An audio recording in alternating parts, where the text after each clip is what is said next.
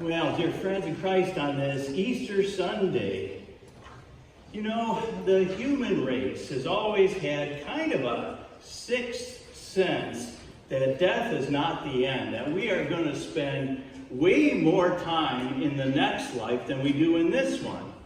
And that's why some of the most amazing things constructed in this world were built to usher powerful, wealthy people into that next life. For example, this is the Great Pyramid of Giza in Egypt. It's 480 feet tall. That's 48 stories. For 3,800 years, this was the tallest man-made structure in the world. It's the only lasting remaining of the 7 ancient wonders of the world. It's half a mile to walk around it. And it was built in order to entomb a pharaoh named Khufu. This site is the Terracotta Warriors in China. It was actually discovered by a couple. They were farmers in the 1970s, and it's just astounded the world. This first vault that you see here is bigger than a football field, and there are 8,000 very lifelike, very real-like warriors. And they were created to be an army for the emperor in the next life. And there are 3 vaults that have been excavated, but altogether, they know there are more than 300 vaults like this. And the tomb was covered in all pearls to represent the heavens, and stuffed with every kind of imaginable food in all of the cracks. And over the centuries, all of it has deteriorated except the packs of Twinkies. And it took 700,000 workers to create this. And when the emperor died, they wanted it to be so secret that they just took the remaining workers and they buried them in the tomb and left them there. It's amazing, isn't it, how we treat death. The most amazing building in India is the Taj Mahal. And that was built by an emperor as a tomb for his wife who died during childbirth of their 14th child. Get that. But friends, the most important tomb ever in human history is none of those. There is one tomb that stands alone, and it's more influential than any other tomb, regardless of what you think of God or of any other religion. One tomb. And this tomb is famous not for what's in it, but for what's not in it. Nobody knows for sure where the tomb is that Jesus was laid in. It might have been right here. This is called the Garden of Resurrection. And it's traditionally known as the place where Jesus was buried. For sure, it was not far from here. And the hope of the world rides on what happened in this tomb. See, when Jesus died, nobody was working on a pyramid for him. Nobody was working on a Taj Mahal for him. In fact, he was so poor that there wasn't even enough place for a burial place for him. And a man named Joseph of Arimathea, he put Jesus' body in a tomb that he owned that was close by. Maybe this one. And they rolled a large stone in front of it to close the grave so that no animals were able to get at the body. The Jewish religious leaders who were so jealous of Jesus that they arranged to hand Jesus over and see that he be crucified. After his death, they're still jealous. So jealous that they went to the governor and they asked for a Roman platoon to guard the tomb. That's like putting a platoon of U.S. Marines to fend off unarmed common fishermen. I mean, it's way over the top. And then it happened. It sounds like this. This is an eyewitness account. The Saturday Sabbath day was now over. It was dawn on the first day of the week, Sunday morning. Mary Magdalene and the other Mary went to look at the tomb. Now at this moment, it's over. I mean, nobody is around, just these two women. There's not the crowds that were there a week ago on Palm Sunday when there was this big parade welcoming Jesus into Jerusalem. None of the people who were healed by Jesus, they're not around. Not a one of the disciples is around. Nobody's around. Everybody's just crushed. There's a famous theologian named Yogi Berra, and he said, "It's never over till it's over." Heard that?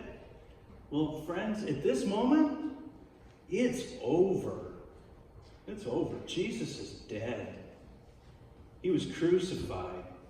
And so it's not surprising that the crowds are not there this morning. What is surprising is that these two women are there when it's over. Now, why would they come? I think it's just love for Jesus, because love dies even harder than hope. They're just there out of love, and they're just sitting there, and they're grieving. And then, here's what happened. There was a powerful earthquake. An angel of the Lord came down from heaven. The angel went to the tomb, rolled back the stone, and sat on it. His body shone like lightning, his clothes as white as snow. The guards were so afraid of him that they shook and became like dead men. The angel said to the women, "Don't be afraid. I know you're looking for Jesus who was crucified. He's not here. He is risen just as he said he would. Come, see the place where he was lying. Go quickly. Tell his disciples he is risen from the dead. He's going ahead of you into Galilee. There you'll see him. Now I told you." So the women hurried away from the tomb. They were afraid, but they were filled with joy, and they ran to tell the disciples. See, there is in this place, in that day, that time, an encounter with a power and with a presence that's beyond any human capacity to put it into words. There was this earthquake, and we hear people in California, they're waiting for that earthquake that they call the big one. Well, the big one hit here. It hit then. And the guards, they were outside, and they were supposed to be very awake, very alive, very alert. And they become like dead men. They're just so stunned, so afraid. And the one who's in the tomb, who's supposed to be very dead, he's alive, and he's out. And the angel says to the women, "Well, don't you be afraid too. You're looking for Jesus." And the angel invites the women into the tomb, and then here's the message. Here's the central message of the Bible. Here's the most important sentence ever uttered. They go in, they're trembling, who wouldn't be, and they're afraid, they're confused, a little discouraged, and they hear it. He is not here.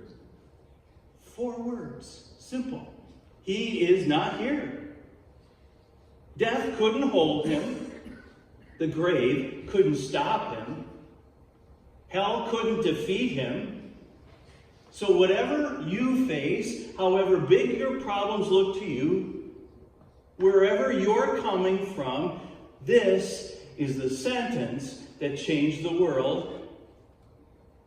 And it was spoken on a day just like today, 2,000 years ago, and it changed everything. He is not here. He is risen. He is alive. He's coming back. He's not here. And you see, everything else in the world was just the same as it was the day before. Caesar, still on the throne. Pilate still washing his hands of the whole deal. The disciples, they were still hiding.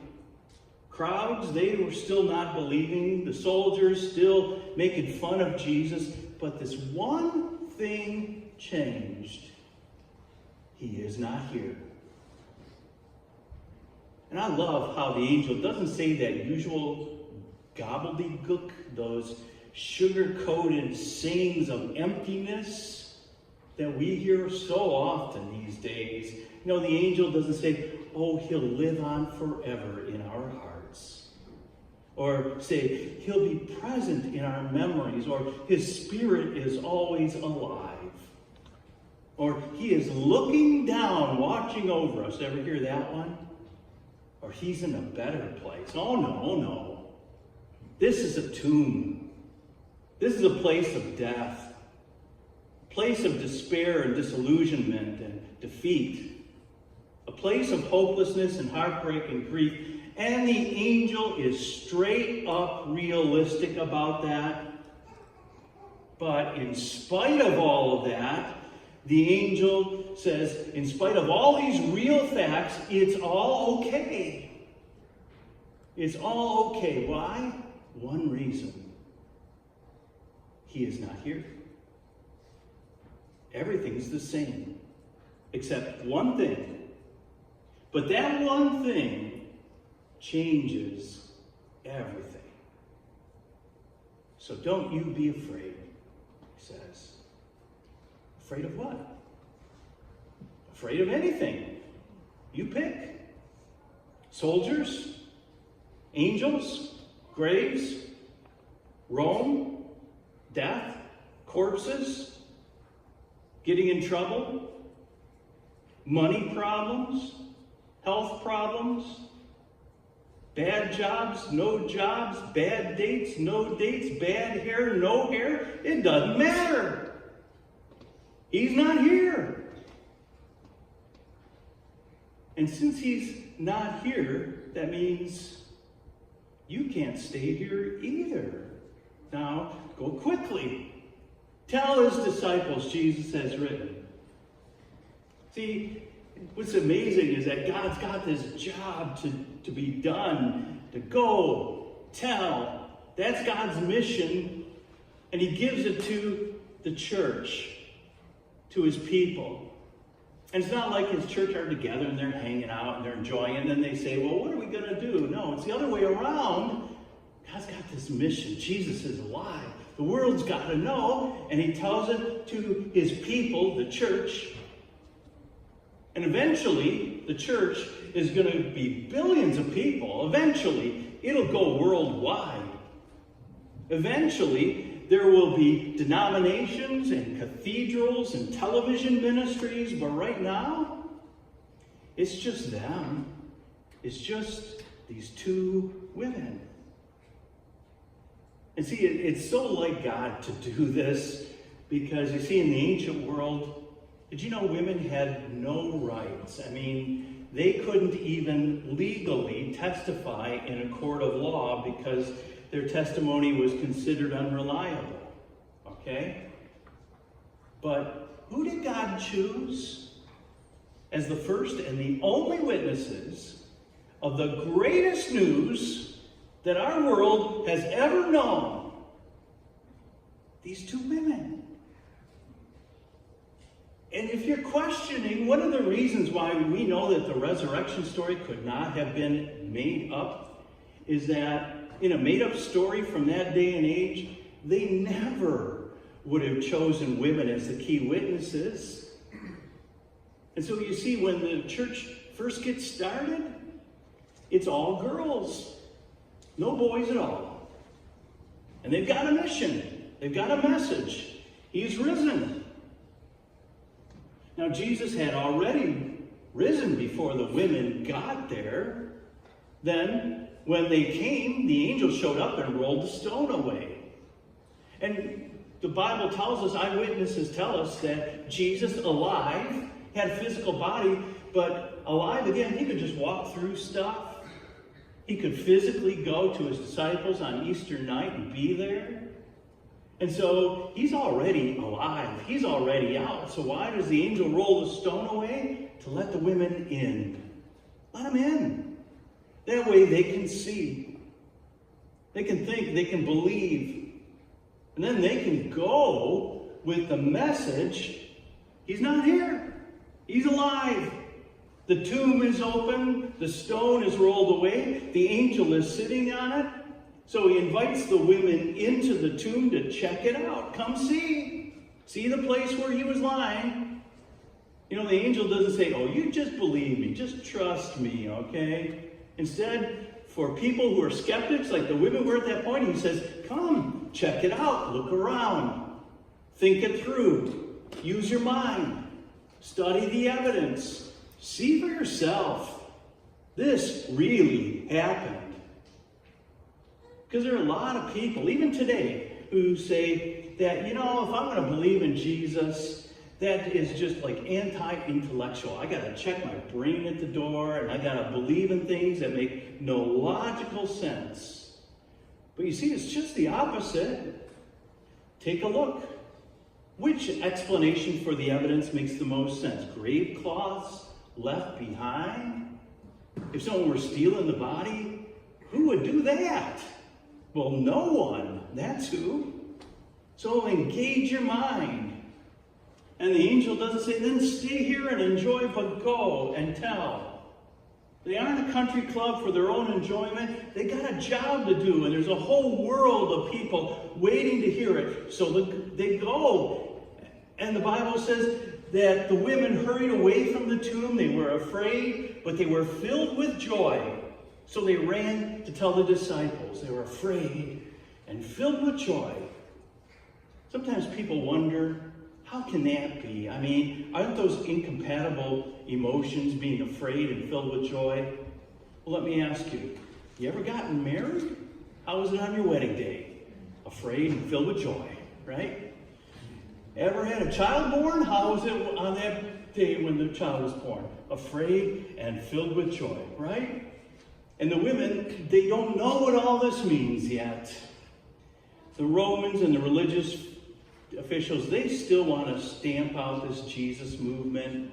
And the women know that if this movement is still going, and if they say that they're part of this movement of people following Jesus, that they risk being killed. But risk or not, how can they not go? Because he's not there. And then, this is what often happens when we trust God and we just do what he says.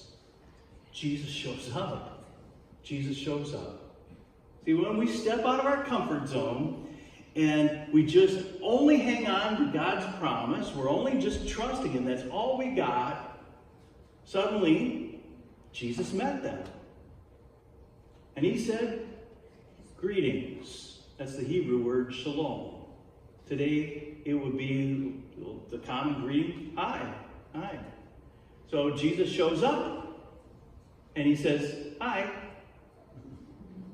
Isn't that kind of understated for a resurrection, don't you think? I mean, he doesn't say, hey, you're not going to believe this. I died, and then I saw this bright light, and instead he says, hi. Kind of like Jesus saw this whole thing coming. Kind of like he wasn't surprised by this resurrection deal at all. See, and if you want to see him, you can't stay and enjoy. You go where he asks you to go. And do what he asks you to do. And you'll say what he asks you to say. And this next thing in the story is just awesome. Jesus said to them, don't be afraid. Go tell my brothers to go to Galilee, and there they'll see me. Jesus is talking about his disciples. Tell my brothers, my brothers. In the middle of Jesus' great crisis, his suffering and his trial and his whipping, in that great crisis, everyone deserted him. One betrayed him. One denied ever having known him. None of the disciples were around. And Jesus, he doesn't call them disciples. He calls them brothers. See, he had never called them brothers before this time. This is the first. So can you imagine when Mary Magdalene and the other Marys show up and they say Jesus is alive? What's going to go through the minds of the disciples? Oh man, if Jesus is alive, how mad is he going to be at me? Because I deserted him, and I wouldn't be surprised if Jesus never wants to see me or talk to me again. And the women say, oh, no. He called you brothers. There's forgiveness. And for you and me today, it's just us, and it's the same message. And for you and me, everything is still the same as when you walked in here. Tomorrow, your boss will still be grumpy.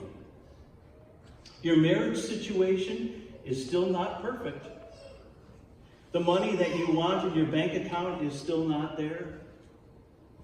The empty chair at your table is still empty. Your runaway child has still not come home. But just one thing has changed. He is not here. And he is not mad. And he wants you today to have forgiveness through his blood-stained cross.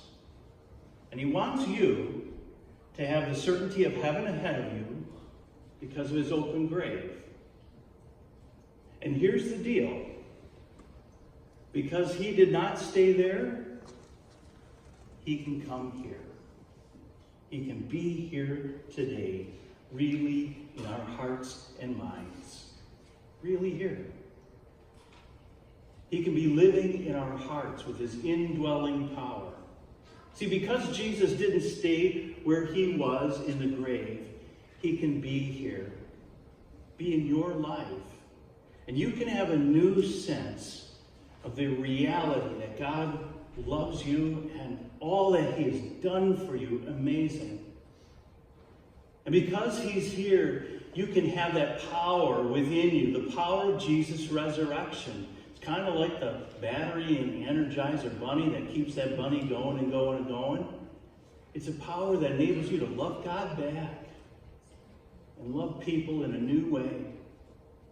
A power that enables you to live for God and love others and serve others sacrificially and give generously and share the love of God for people who don't know the greatest love that they could ever know and bring hope to the hopeless. God's calling you and me today, because he's here, to be part of this community of the resurrection, to celebrate the resurrection. He's not here in the tomb. He is here. Amen. Now may the peace of God keep our hearts and our minds in Jesus Christ. Amen. And now we worship God as we gather our offerings, so we present them to him.